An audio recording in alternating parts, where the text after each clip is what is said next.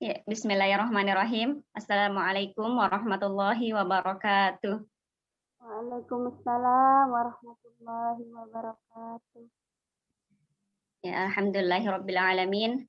Segala puji kepada Allah Subhanahu wa taala yang senantiasa memberikan kita begitu banyak kenikmatan, di antaranya kesehatan, kesempatan, iman dan Islam. Dan insya Allah kita semua yang ada di tempat ini eh, apa menikmati semua kenikmatan yang telah diberikan oleh Allah itu. Kenapa? Kita buktikan dengan bisa atau dengan menyempatkannya diri kita hadir di tempat ini.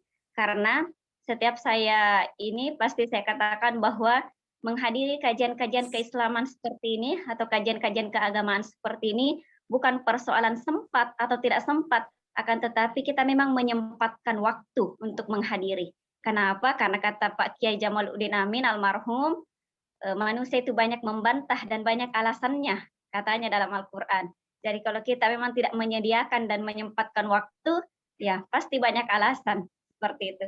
Dan kemudian salawat dan salam kita kirimkan kepada junjungan kita Rasulullah Shallallahu Alaihi Wasallam yang senantiasa kita jadikan sebagai uswatun hasanah. Ya insya Allah pada subuh hari ini, ya pagi ya, lebih tepatnya pada pagi hari ini kita akan melanjutkan kajian rutin ketarjihan yang dibawakan oleh Ustadz Ayahanda Kiai Haji Abbas Bacok Miro, dan alhamdulillah Ustadz sudah ada di room ini. Sekarang sudah jam 6:05, jadi mungkin untuk mengefisienkan waktu kami persilahkan kepada Ayahanda. Insya Allah pada kesempatan ini kita sudah masuk kepada al-iman bil yaumil akhir, iman kepada hari akhir.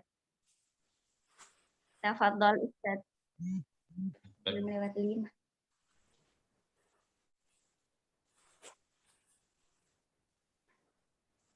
Ya, bismillahirrahmanirrahim. Assalamualaikum warahmatullahi wabarakatuh. Waalaikumsalam warahmatullahi wabarakatuh. Alhamdulillahi rabbil alamin, wassalatu wassalamu ala asyrafil anbiya wal mursalin wa ala alihi wa ashabihi wa man wala. Allahumma anfa'na bima 'allamtana wa 'allimna ma yanfa'una wa zidna ilman. Ya, alhamdulillah dengan izin dan taufik dari Allah Azza wa Jalla kita dapat bersua kembali dalam kajian syarah himpunan putusan tarjih. Ini artinya kita bermajelis ilmu. Ya, kalau tadi karena mengatakan oh ini karena memang kita sempatkan, dan kesempatan untuk bisa menyempatkan itu adalah karunia dari Allah. Ya, inilah yang tidak bisa kita tolak dan itu tidak bisa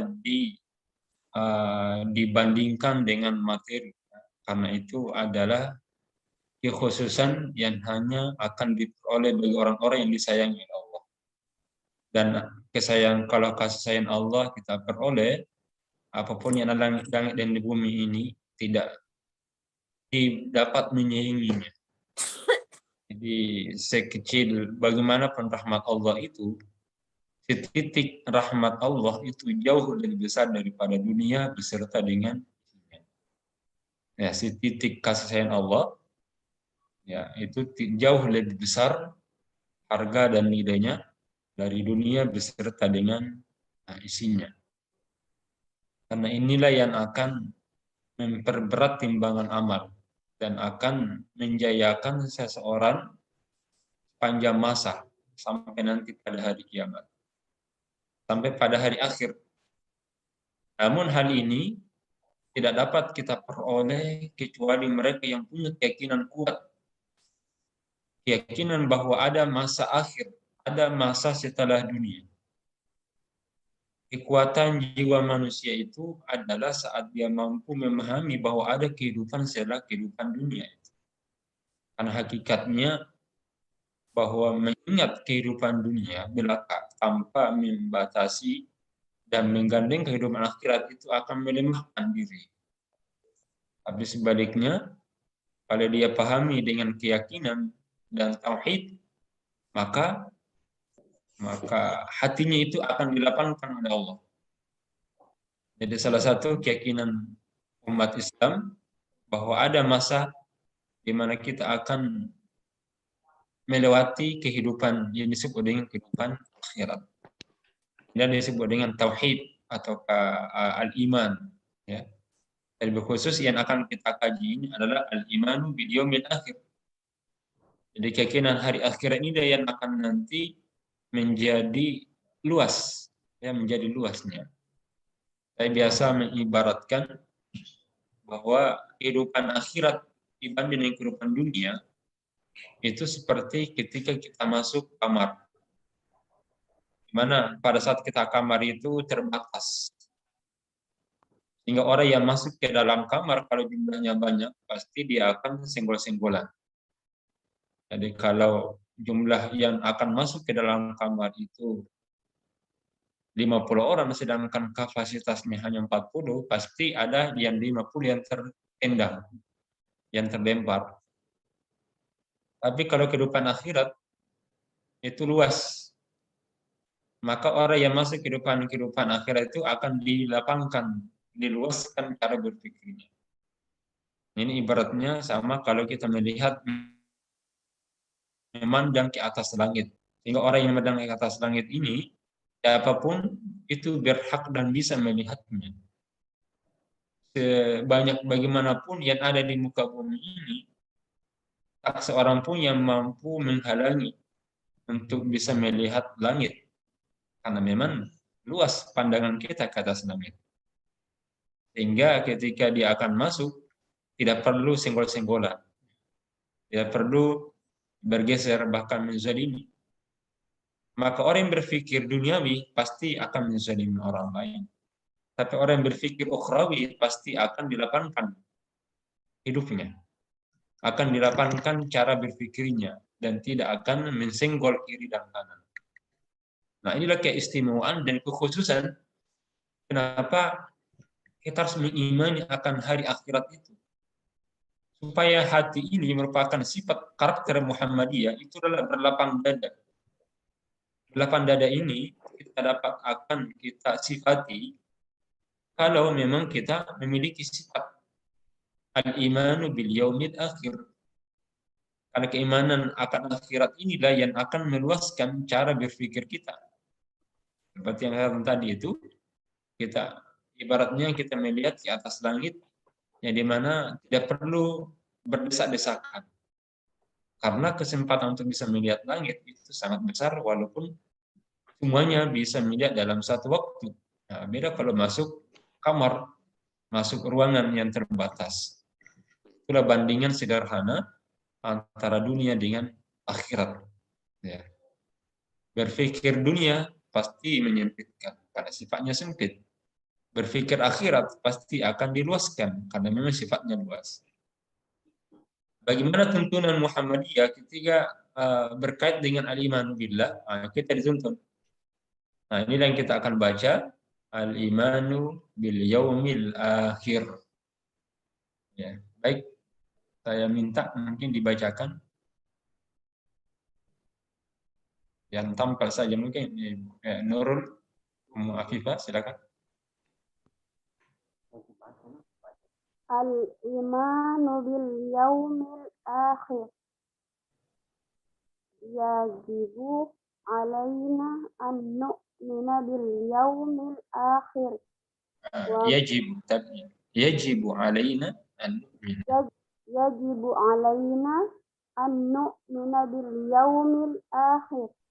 Wa mastamala alaihi min arabi hadhil awalimi wa ma akhbara bihi Rasulullah sallallahu alaihi wasallam wa tawatara minal ba'si wan nasri wal hisab wal jaza fayaqdillahu bainahum wa minhum man yadkhulun nari khalidan fiha wa la yakhruju minha wa humul kafiruna wal musyrikun.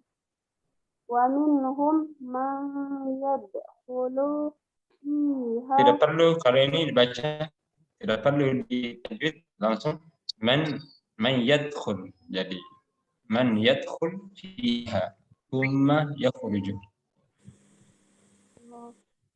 wa minhum man yadkhulu fiha thumma yakhruju minha wa humul mu'minun asun wa min Al-asun wa minhumul asun. wa humul mu'minul asun wa minhum man yadkhulul jannata wa yakhludu wa humul mu'minuna shadiqun. Ya, baik. Sudah bisa baca kitab ini. Baca kitab gondol. Kitab gondol.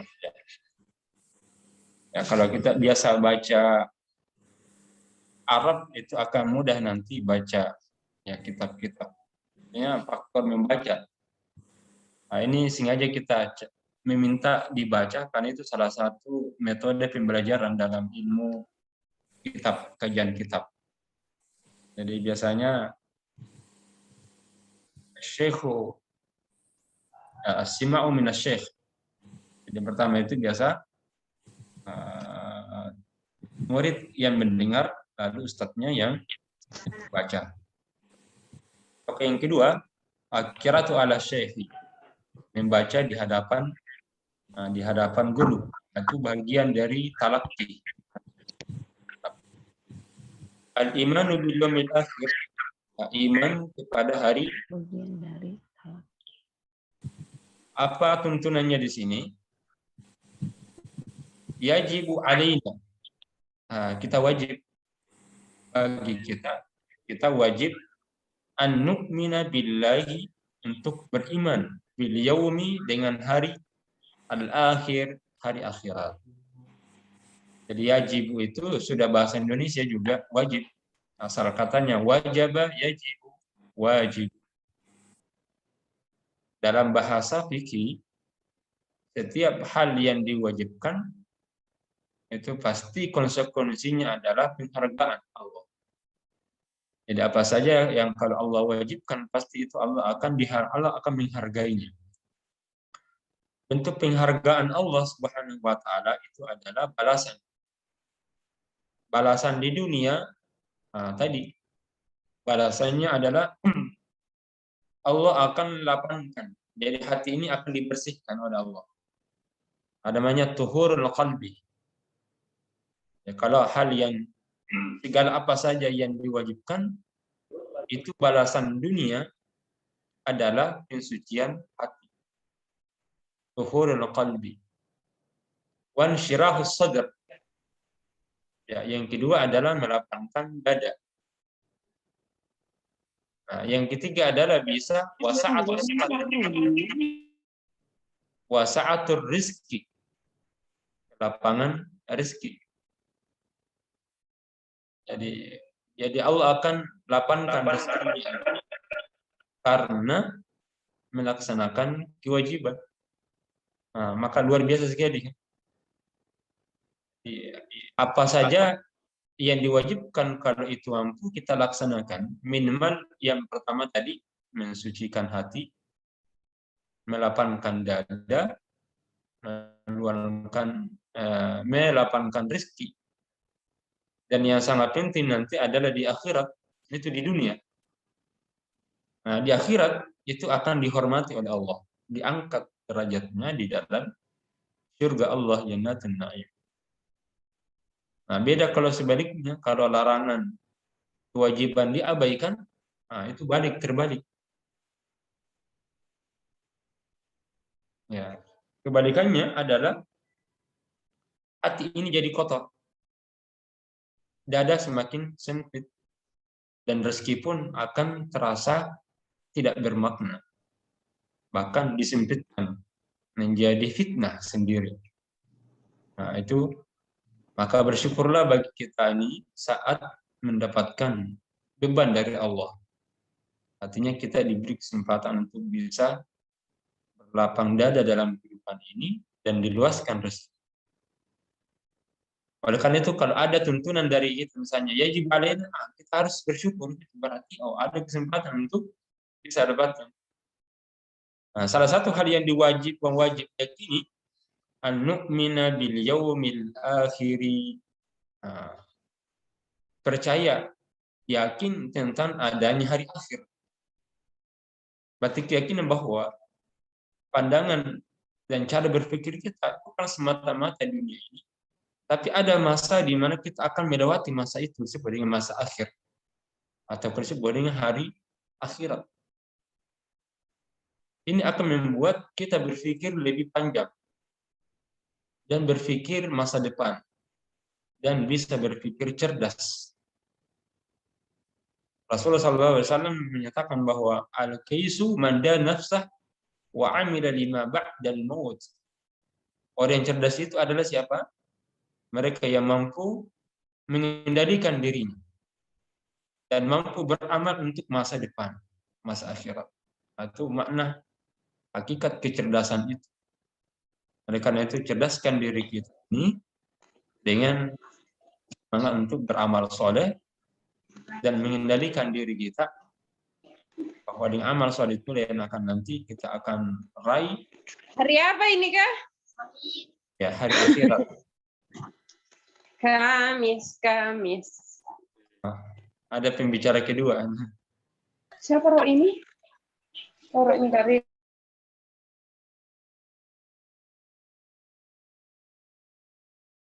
Tabe Ustadz di kidul mikrofon tak. Ya.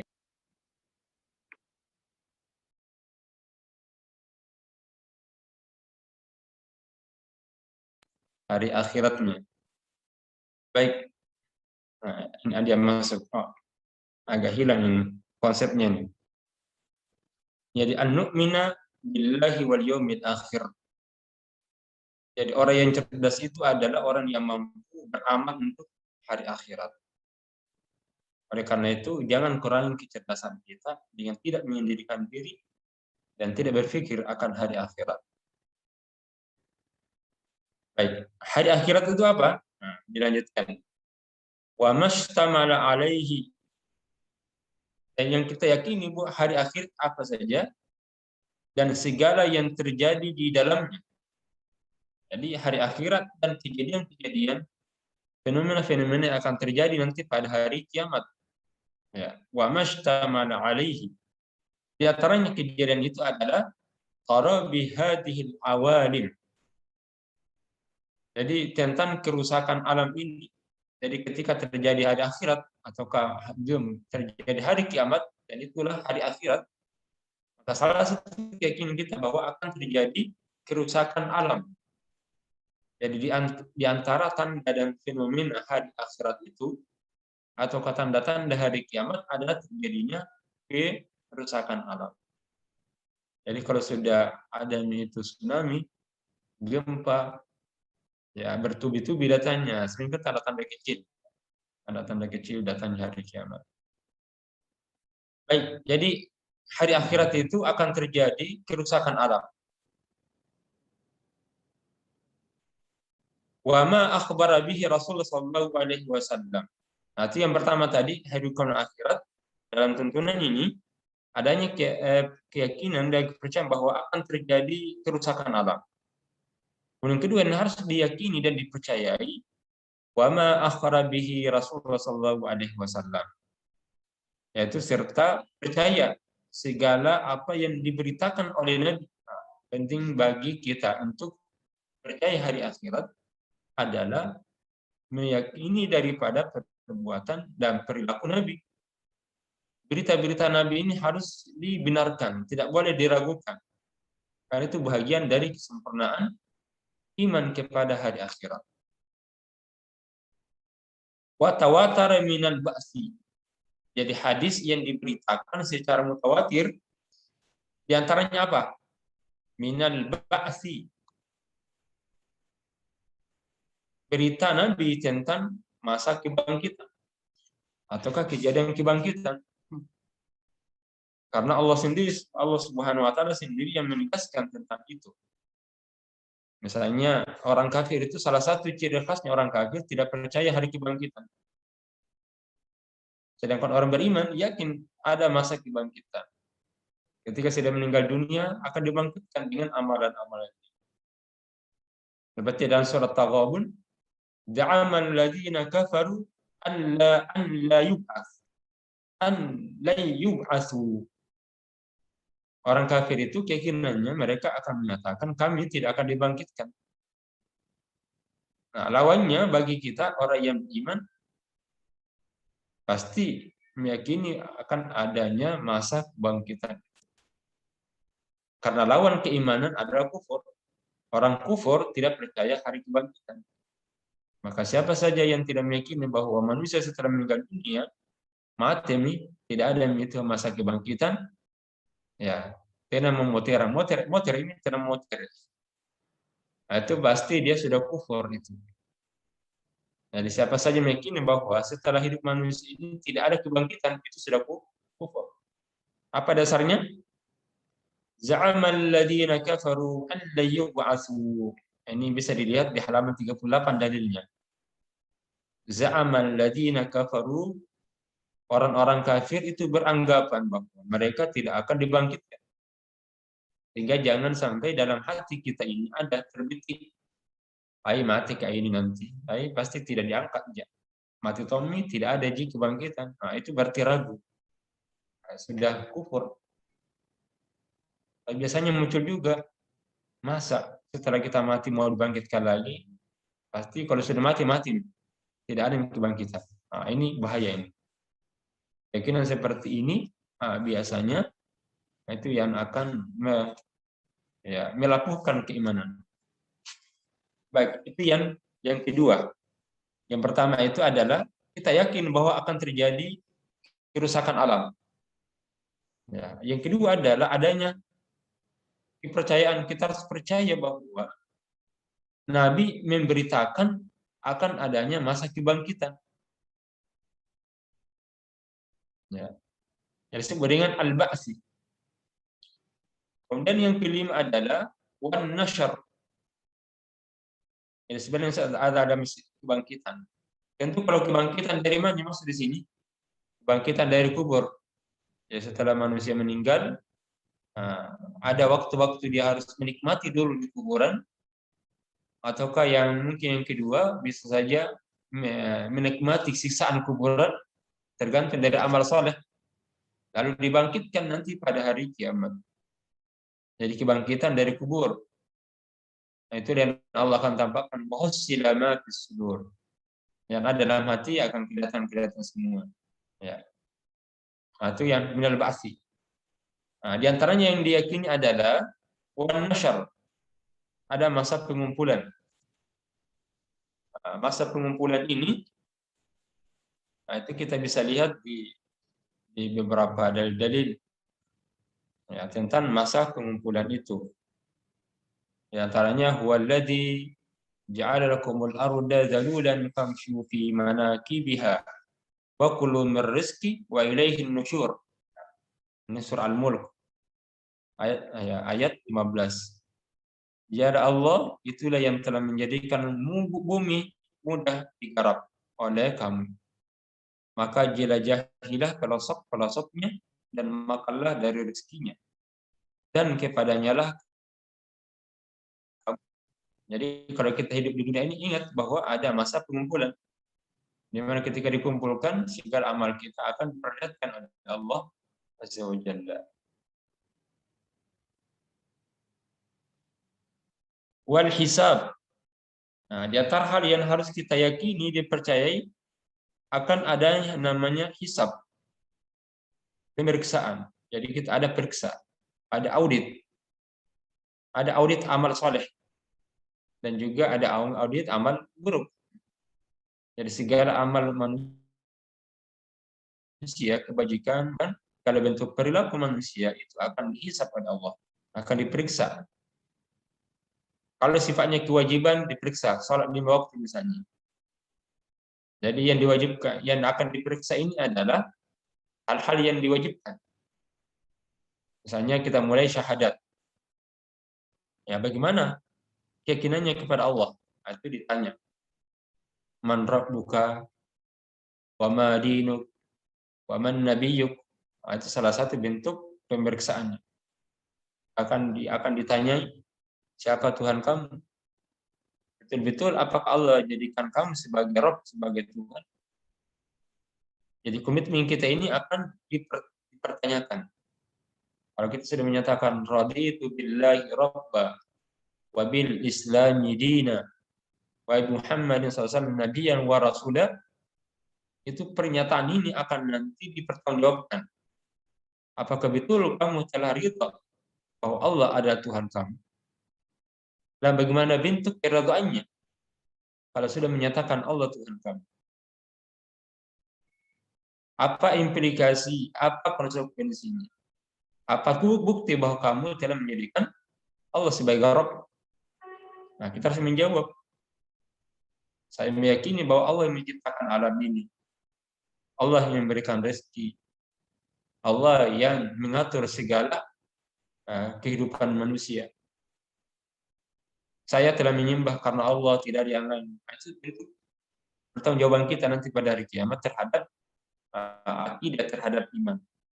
Nah, ada lagi salat yang diwajibkan, berarti ya, auditnya itu adalah salat 5 waktu. Akan ditanya, apakah betul kamu telah melaksanakan salat 5 waktu sehari semalam, jangan sampai bolong-bolong. Ya. Puasa juga demikian. Puasa Ramadan 30 hari, 29. Apakah selama Ramadan full? Nah, biasanya Ramadan full ada halangan.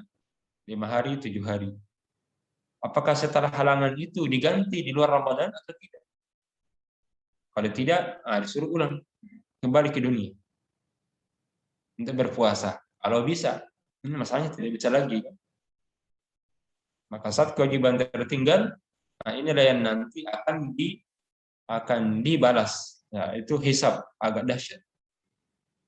Jadi semacam akreditasinya ini akan divisitasi oleh malaikat. Wal jazai, kita yakin bahwa ada juga balasan.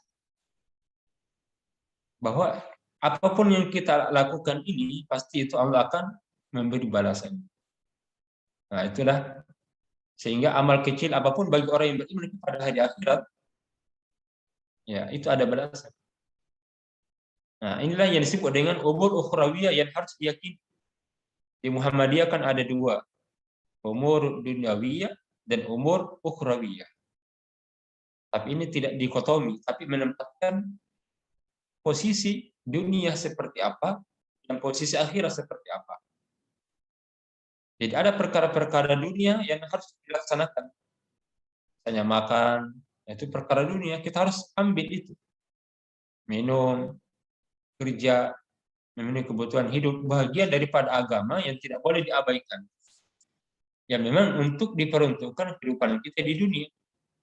Maka harus diambil. Karena itu bagian daripada pelaksanaan daripada ajaran agama. Nah, ada juga namanya umur ukhrawiyah. Itu harus diyakini bahwa perkara-perkara yang memang kita peruntukkan, kita niatkan, dan kita anggap bahwa balasannya nanti di akhirat. Seperti apa? Salat. Itu perkara akhirat, karena memang balasan salat itu bukan di dunia. Balasan hakikatnya adalah di akhirat. Sehingga salat itu sangat terkait dengan ibadah. Kepercayaan hari akhirat itu sangat terkait dengan ibadah. Jadi puasa, salat, apalagi zakat, haji itu terkait dengan hari akhirat. Karena ini adalah perkara-perkara akhirat yang memang kita peruntukkan untuk mendapatkan balasannya di mana? Di akhirat, bukan di dunia saja. Jadi kalau ada orang yang sholat supaya dapat balasan dunia, itu salah. Misalnya mau sholat karena mau sehat, itu tidak tepat. Berinfak supaya jadi orang kaya, laris tokonya, kan ada itu. Buka toko gratis supaya dapat pahala. Nah, itu tidak tepat. Kan ini adalah perkara-perkara yang memang diperuntukkan untuk akhirat. Maka kalau kita sholat, kita berharap pahalanya nanti di akhirat. Kita berhaji, tujuannya supaya mendapatkan balasan di akhirat. Walaupun ada hikmah, ketika sholat ada hikmahnya, kita Allah sehatkan. Kalau kita berzakat, Allah akan kembangkan harta kita. Kalau kita berpuasa, Allah akan sehatkan. Kalau kita berhaji, Allah akan lapangkan rezeki kita. Kan gitu. Itu hikmah, tapi bukan tujuan. Kan ini adalah perkara-perkara yang dimana balasannya itu di akhirat, yang hakikatnya. Baik. Jadi salah satu hal yang diyakini adalah wal jaza. Ada namanya balasan hari akhirat. Kita bisa lihat dalilnya dalam surah Al-Mu'minun, Al-Mu'min ayat 17.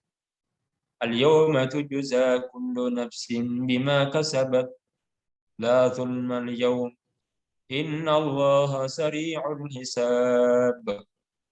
Ini dalilnya dalam surah Al-Mu'min. Ya, ayat 17. Bisa lihat di halaman 39. Al-yawma hari ini, yaitu hari akhirat.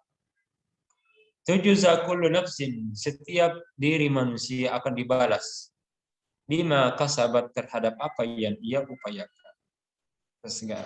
Terhadap atas segala perbuatannya. La zulmal yaum, tidak ada kezaliman. Ya. Hari ini innallaha sari'ul hisab. Sesungguhnya Allah Subhanahu wa taala sangat cepat penghisabannya. Nah, ini menunjukkan akan adanya hari hisab nanti pada hari kiamat. Nah. La zulmal yawm innallaha sari'ul hisab. Fayaqdillahu bainahum. Setelah di akhirat, bagaimana bentuknya ini?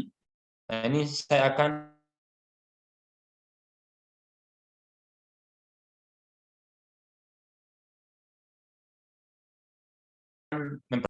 ini di poin yang selanjutnya. Fayaqdillahu bainahum. Maka Allah memberi keputusan tentang perbuatan orang-orang. Tentang perbuatan manusia. Jadi Allah yang menetapkan, jadi setelah dibangkitkan, dihisab, diberi balasan, lalu Allah memberikan putusan. Putusan Allah itu setelah dikumpulkan, dihisab, diberi balasan, maka faminhum may yadkhul jannata. Jadi setelah ditetapkan, maka ada yang masuk ke dalam surga. Terbalik ya. May yadkhulun nar. Maka ada di antara mereka itu yang masuk ke dalam neraka karena saat dihisab, ternyata amalannya bermasalah. Diaudit, banyak bermasalah. Banyak temuan-temuan. Bahkan mungkin dianggap tidak ada harganya. Jadi ada program kerja, ada balasannya, tapi tidak dihargai. Karena tidak legal. Tidak ada MOU-nya misalnya. Tidak ada dokumentasinya. Sama kalau amalan itu, kita lakukan tidak legal, tidak diakui oleh Nabi, bahaya. Maka dianggap tidak ada. Maka nilainya 0. Dan fiha, ada yang masuk dalam neraka, kekal di dalamnya. Wala yakhruju minha. Jadi orang yang masuk ke dalam neraka ini kekal di dalamnya dan tidak keluar. Siapa mereka?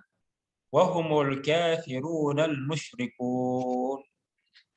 Jadi orang-orang kafir dan orang-orang musyrik. Ya billah. Orang kafir itu, orang musyrik kekal di dalamnya. Itu bisa dilihat di dalam surah Al-Bayyinah. Innal ladzina kafaru min ahlil kitabi wal musyrikin fi nari jahannam khalidina fiha ulaika hum syarrul bariyah. Innal ladzina kafaru, sesungguhnya orang-orang kafir, min ahlil kitabi, dari kalangan ahli kitab. Ahli kitab ini juga kafir. Wal musyrikun, dan orang-orang musyrik di nari jahannam, itu berada di dalam neraka jahannam. Khalidina fiha, kekal di dalamnya. Ulaikum syarrul bariyah, dan itulah sejahat-jahat makhluk. Baik, yang kedua, wa minhum man yadkhul fiha, tapi ada juga di antara mereka yang masuk di dalam neraka. Tsumma yakhruju minha, tapi dia bisa keluar lagi. Berarti siapa mereka itu? Wa humul mu'minun al-asun. Mereka itu adalah orang-orang yang beriman yang melakukan dosa, yang berbuat dosa. Ini artinya apa? Berarti keyakinan Muhammadiyah itu bahwa ada orang yang masuk surga kekal, masuk neraka kekal di dalamnya dan tidak keluar. Tapi ada juga yang masuk surga, neraka, dan dia keluar dari neraka. Berarti ada orang-orang yang masuk neraka tapi dikeluarkan juga. Apa mereka itu? Al-mu'minun al-asun. Orang beriman yang melakukan dosa. Jadi dia tidak syirik, dia tidak kafir, dia adalah mukmin tapi melakukan dosa yang tidak diampuni, yang belum diampuni oleh Allah Subhanahu. Ini berarti tarji menjelaskan. Saya sering mendengarkan ini dari pimpinan-pimpinan, tapi ini adalah semacam kritikan atau tabayun saja. Ya, di antara kita menafikan yang namanya bahwa ketika masuk ke dalam surga neraka semuanya sama. Orang kafir, orang musyrik, orang mukmin ketika sudah masuk neraka, ya kan tidak akan keluar. Bagaimana paham tarji? Ini saya bertarji, ya tidak melihat pandangan pribadi. Itu meyakini kalau orang kafir, orang musyrik, dia akan kekal di dalamnya. Tapi kalau dia adalah orang yang mukmin dan berbuat dosa, dia akan masuk ke dalam neraka dan dia akan dikeluarkan. Sumbernya ini, kita lihat di halaman 20, itu putusan tarji. Apa dalilnya? Kita lihat dalilnya. Itu di halaman 40. Qal idza dakhala ahlul jannah al-jannata wa ahlun nari an-nar. Yaqul man kana fi qalbi mithqalu habatin min khardal iman fa akhriju fa yukhrajuna al-hadis. Apabila ahlu surga itu telah masuk ke dalam surga dan ahli neraka telah masuk ke dalam neraka, maka Allah akan berfirman, barang siapa di dalam hatinya itu ada iman, sekalipun sebesar biji sawi. Sebesar biji sawi. Maka keluarkanlah ia dari neraka. Lalu mereka pun keluar. Ini artinya ada orang yang masuk ke dalam neraka tapi dikeluarkan lagi. Tapi tidak tahu berapa lama di dalam. Satu hari itu sudah hangus badannya. Hitam, kelam. Apalagi kalau sudah 2 hari, sudah hangus, tidak ada yang putih, kecuali saya jadi hitam. Wa minhum man yadkhul, cara masuk surga langsung masuk surga, lalu tidak keluar. Memang kalau masuk surga tidak bisa keluar. Ayakhulud wa humul mu'minuna as-shadiqun, yaitu orang-orang yang mukmin dan benar. Berarti manusia nanti akan terbagi menjadi 3. Ada orang kafir musyrik langsung masuk neraka, kekal, tidak keluar. Ada juga orang mukmin langsung masuk ke dalam surga, tidak keluar. Tapi ada juga yang masuk ke dalam neraka, lalu dia masuk ke dalam surga. Siapa mereka? Al-mu'minuna al-asun. Jadi orang yang muslim, orang yang beriman, tapi melakukan syirik. Tapi misalnya dia orang beriman, tetapi mencuri. Dia orang beriman, tapi pernah menzalimi orang dan tidak bertobat sebelum meninggal dunia. Ya. Fayaquludu wa humul mu'minuna shadiqun. Saya kira itu cukup ya. Jadi sangat ringkas tentang hari akhirat ini, tetapi sangat membahas perkara-perkara penting karena ini terkait dengan ibadah-ibadah lainnya. Karena seluruh ibadah makhluk itu adalah diperuntukkan untuk hari akhirat, di mana kita dapat balasannya di sana. Baik, saya kira untuk sementara, saya ada mungkin di 15 menit, ya, ada soal jawab.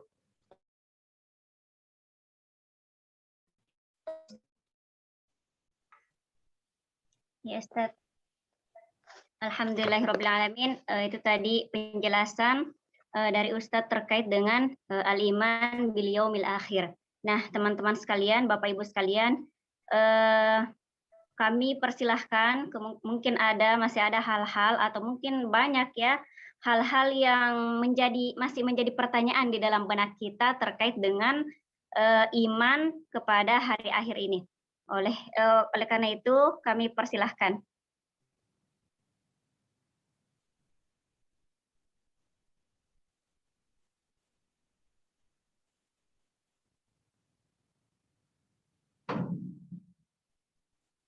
Atau sudah tidak ada?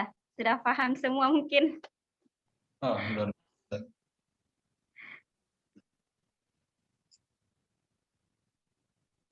Masih bisa dibanting, dipancing. Iya, sambil menunggu pertanyaan teman-teman yang lain, begini Ustadz, pada saat kuliah kan itu ada beberapa teman-teman berbagai macam organisasi maksud saya. Nah, ada salah satu teman yang mungkin bukan di organisasi Muhammadiyah, memiliki pandangan berbeda atau keyakinan yang berbeda bahwasannya mereka tidak percaya dengan adanya azab kubur. Dan ini kan azab kubur bagian dari keimanan kita terhadap hari akhir. Alasannya karena hadis penyampaian dalilnya itu adalah ahad, hadis ahad. Sedangkan kan kita mutawatir dan ahad di dalamnya tetap hadis sahih dan hasan. Nah, bagaimana menurut Ustadz terkait dengan teman-teman muslim atau muslimah yang memiliki pandangan seperti itu? Iya, baik.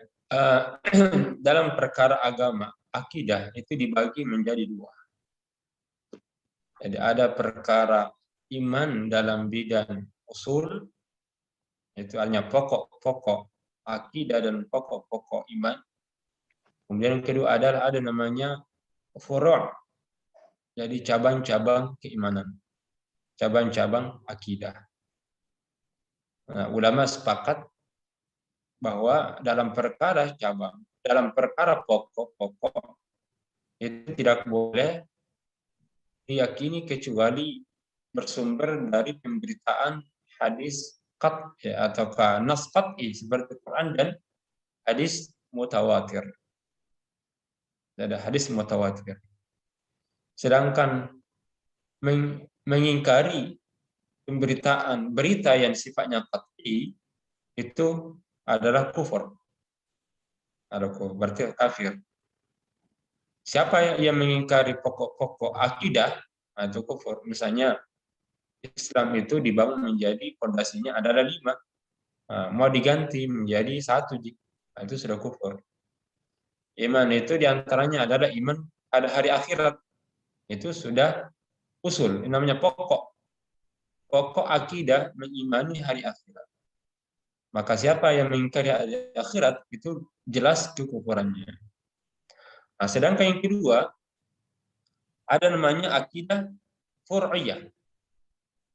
Nah, di sini ulama bersilang pendapat. Ada mengatakan dia tetap kafir karena mengingkari hari keimanan. Yang kedua ini adalah tidak dinyatakan kufur, tapi masuk kategori dosa besar. Dosa besar. Masuklah diantaranya siksa kubur. Kubur itu kan bagian dari furu', daripada cabang keimanan hari akhirat. Hari akhirat itu macam-macam. Di dalamnya ada balasan, ada jembatan, ada sirat. Sirat ini kan ada yang mengingkar tidak ada sirat. Ada yang mengatakan kan itu limbah, ada simbol saja. Kemudian ada dajjal. Ada akhirat, ada dajjal. Ada yang mengingkari dajjal. Misalnya tidak ada itu dajjal, yang ada itu adalah sifat kezaliman. Tidak ada fisik dajjal. Nah, sama dengan azab kubur. Nah, kalau mengatakan ya, tidak ada azab kubur, yang ada adalah ya masa di mana ia masuk kuburan, tidak ada azab, tidak ada surga, tidak ada siksa kubur, tidak ada kenikmatan kubur. Nah, ini tidak dikufurkan, tapi masuk kategori dosa besar di antara dosa-dosa besar. Nah, kemudian, terkait dengan itu, azab kubur, ini ulama berselang pendapat juga. Tapi menurut ilmu-ilmu hadis, azab kubur itu sebenarnya mutawatir. Kenapa mutawatir? Karena dia datang dengan jalur yang cukup banyak secara maknawi. Ya, secara maknawi. Artinya apa? Banyak riwayat-riwayat. Kan hadis mutawatir ada dua. Ada lafzi dan ada maknawi. Lafzi itu satu peristiwa, banyak perawinya.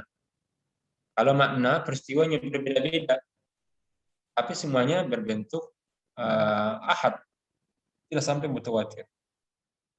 Maka secara makna azab tentang kubur itu ada secara mutawatir.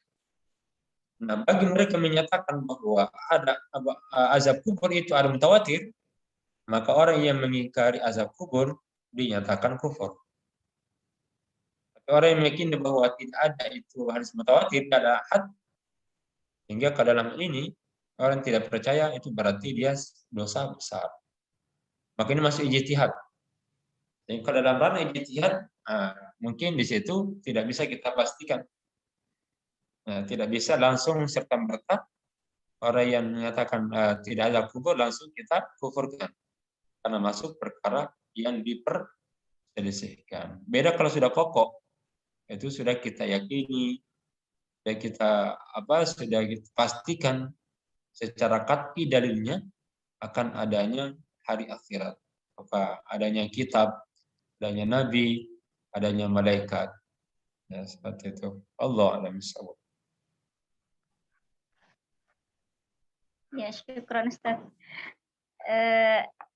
Iya, Kakak Sujariati ingin bertanya, silahkan. Iya, makasih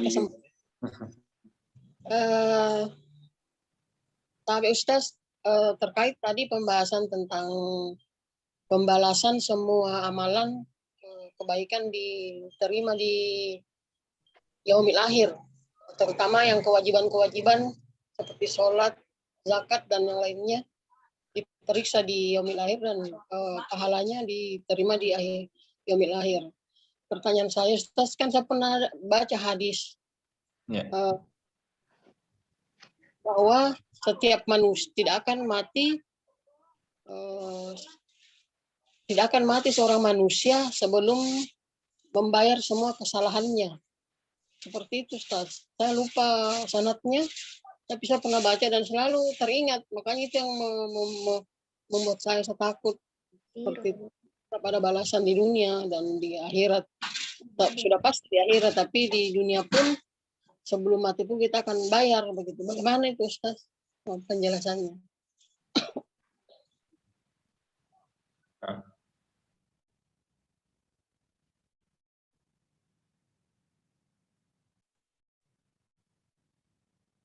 Ya, baik, saya jawab.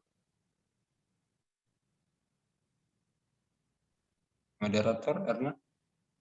Iya. Ya. Masih ada Ustadz atau langsung dijawab saja dulu, setelah itu baru dipersilahkan ke yang lain. Oleh karena waktunya kasyif, jadi sekalian saja saya jawab. Iya, Ustadz. Ya.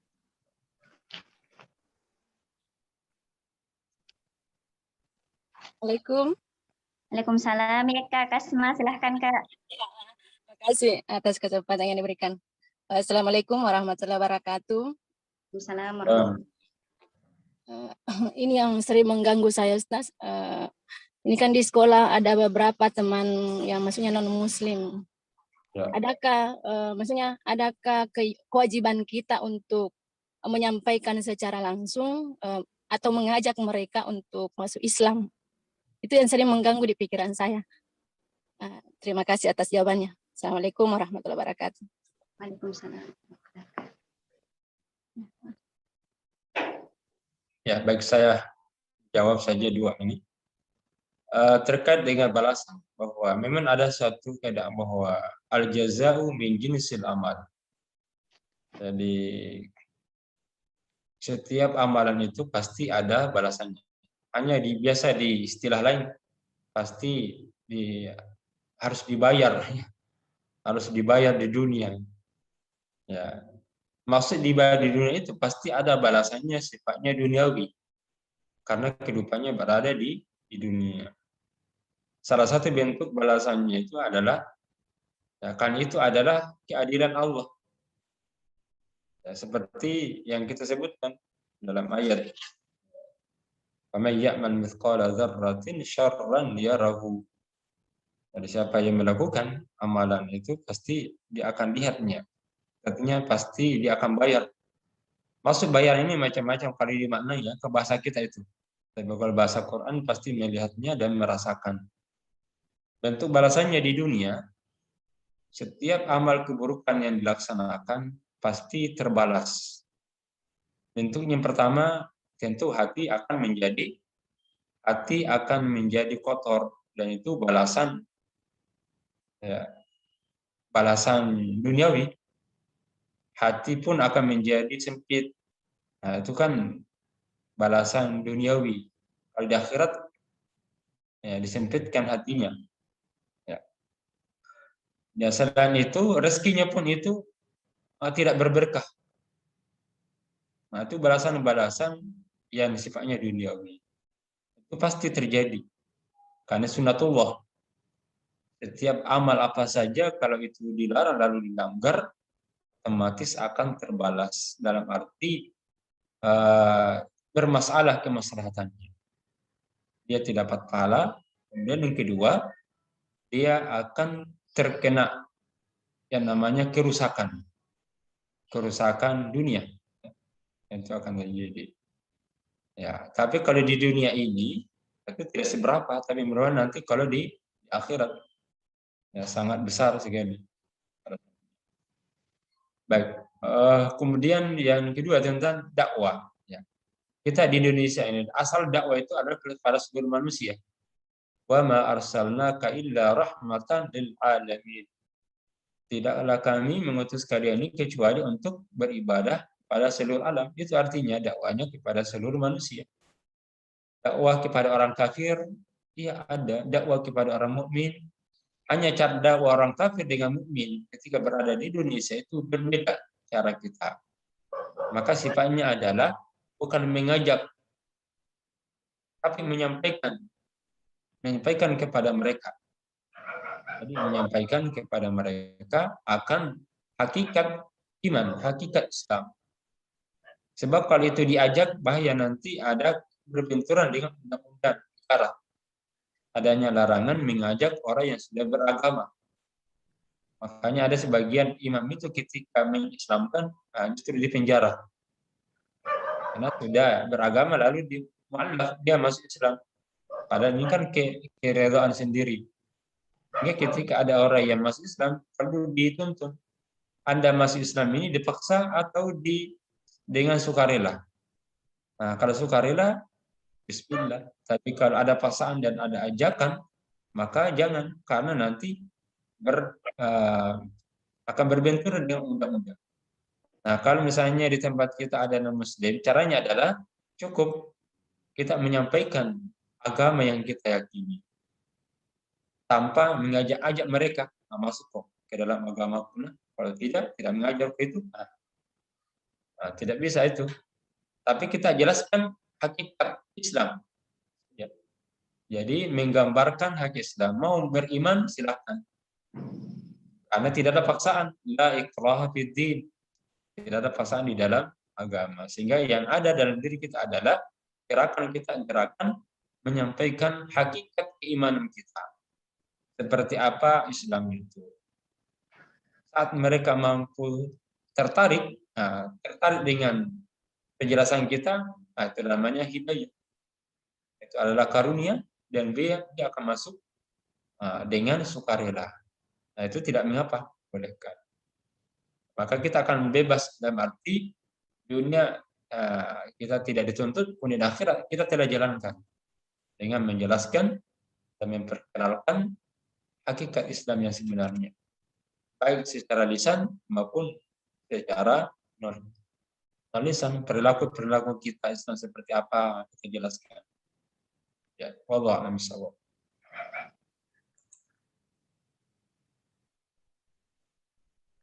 Masih ada Ustadz di chat room. Ya, kebangkitannya nanti ini adalah sejak ruh dan jasad manusia. Walaupun beda dengan jasad kita sekarang ini, tapi jasad manusia, sehingga itulah bisa merasakan siksa dan balasan kenikmatan. Nikmat itu dengan dua, ruh dan jasad. Tidak hanya semata ruhnya saja. Makanya Allah mengatakan, "Kullama nadijat juludukum ba'dalnahum jurudan ghairaha liyadzuqul 'adzab." Orang kafir itu nanti di akhir kiamat akan dibangkitkan dengan jasadnya. Saat jasadnya disiksa, itu akan dibakar. Akan dibantai. Nah, setelah mereka hancur jasadnya, diremajakan lagi, diperbaharui lagi. Hancur, diadakan lagi jasadnya. Ini berarti masa kebangkitan itu bukan hanya ruhnya saja, tapi jasadnya juga. Ya, bisa liyadzuqul 'adzab, agar mereka merasakan siksa Allah terhadap ingkarannya Allah. Ya, baik, saya kira itu Allah.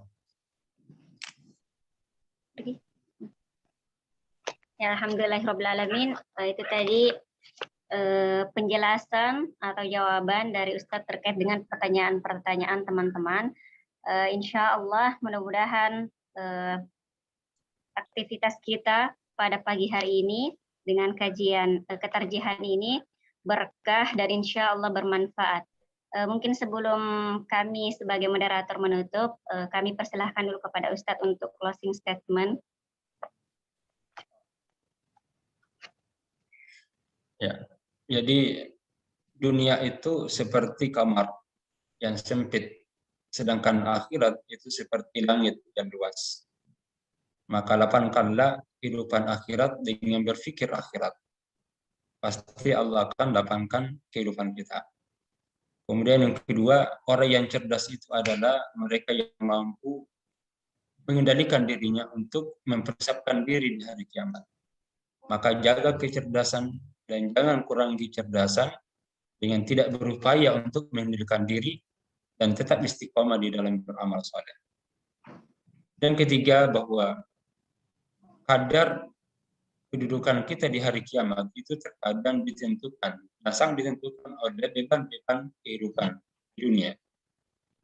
Maka syukuri beban yang ada di muka bumi ini yang terkadang sangat berat.